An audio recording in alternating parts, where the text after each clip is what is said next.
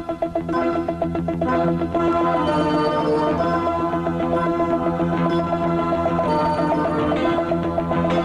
videotape will show an operation the machinist performs frequently, cutting external threads on the engine lathe. This demonstration will show how to cut one of the most common forms of screw thread, the unified, a 60-degree V-type thread. Proficiency in machining threads requires considerable practice and a thorough knowledge of the screw thread system. After viewing this videotape, you should be able to list the safety precautions to observe in machining screw threads, describe the procedures for grinding a threading tool, and describe the procedures for roughing and finishing external threads on the lathe. Observe these safety precautions in machining external threads.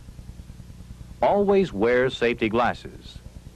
Remove watch and rings. Wear short sleeves or roll them above the elbow. Until you are skilled at threading, use a lower spindle speed. Check the tool setup for clearance before starting to thread. For roughing and finishing threads with one tool, use either a preformed 60-degree tool or grind a tool bit to a 60-degree included angle. Grind half of the 60-degree included angle, or 30 degrees, on one side of the tool bit blank. The side relief angle should be large enough to allow for the helix angle of the thread, plus an additional 3 to 6 degrees. Otherwise, the tool will rub in the side of the groove as it is cutting. Then grind the opposite side of the tool bit to form the 60-degree included angle. 3 to 6 degrees of side relief should be ground on this side also. Check the included angle of the tool point with a center gauge. The back rake of a threading tool should be 0 degrees.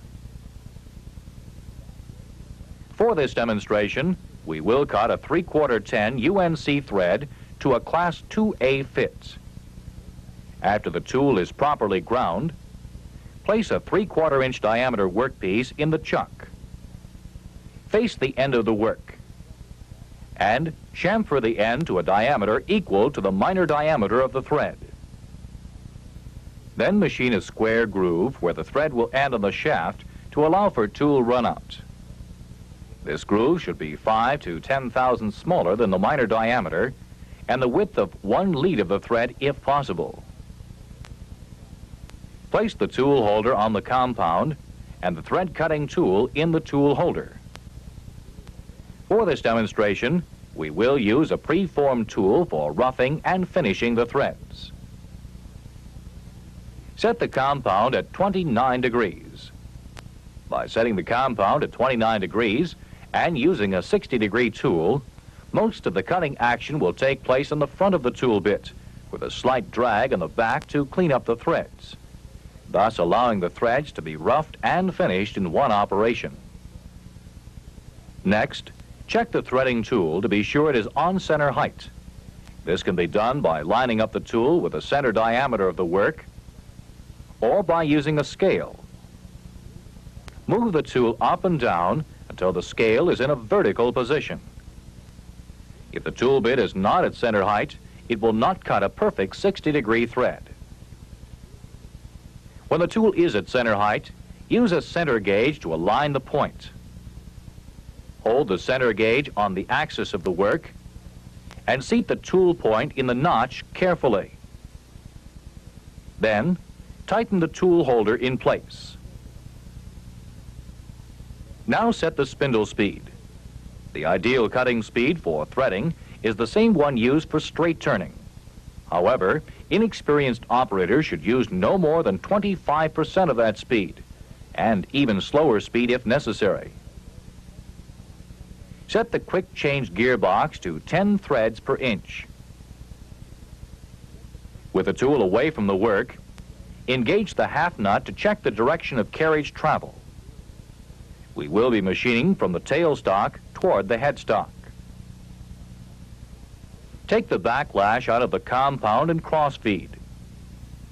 Using the carriage and crossfeed, touch the tool to the end of the work. Set the compound and crossfeed dials to 0. Move the tool off the diameter. Next, feed the compound in 5/1000ths. A general rule for compound travel is 75% of the thread pitch. For a 3/4 10 thread, the pitch is equal to 1 over the number of threads per inch, which in this case is 1 divided by 10, or 100,000ths. So, 0.75 times 100,000ths would indicate a total compound travel of 75,000ths.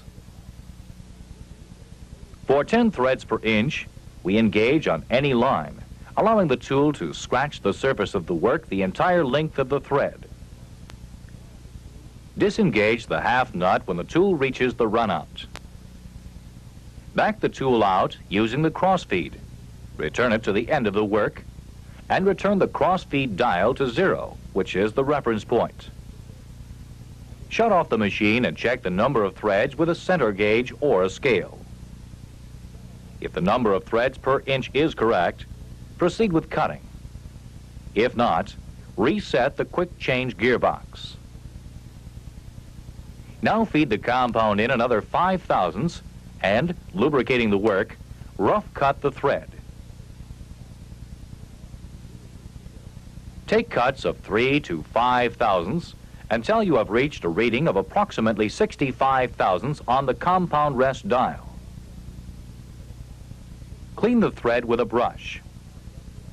Stop the machine and, using a thread micrometer, check the pitch diameter of the thread. The pitch diameter of a 3/4 10 thread with a Class 2A fit can be found in the Machinery's Handbook.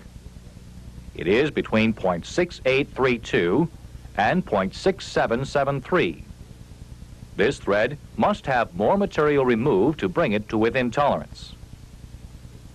Continue machining the thread, reducing the depth of cut to 1 to 3/1000ths. Taking this finer cut will improve the finish on the thread. When you have reached 75/1000ths on the compound rest dial, recheck the pitch diameter of the thread. Take more cuts as needed, remembering to lubricate for each pass. The final pass should remove no more than 1 to 1.5/1000ths to give a smooth finish.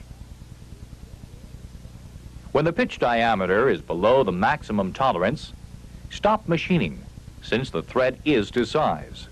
Do not spend time trying to hit the center of the tolerance. This thread has now been machined to size using one tool for both roughing and finishing. This method is used when high precision threads are not required. When very precise threads are required, use a two-step method for roughing and finishing. We will use the two-step method to cut a 3/4 16 UNF thread. For this operation, grind a tool bit to an included angle of approximately 57 to 59 degrees. Set up the workpiece in the lathe. Chamfer the end. And cut the groove for tool runout with the compound set at 29 degrees. Set up the tool in a tool holder and align it to the center height of the work. Now align the front edge of the tool with a center gauge.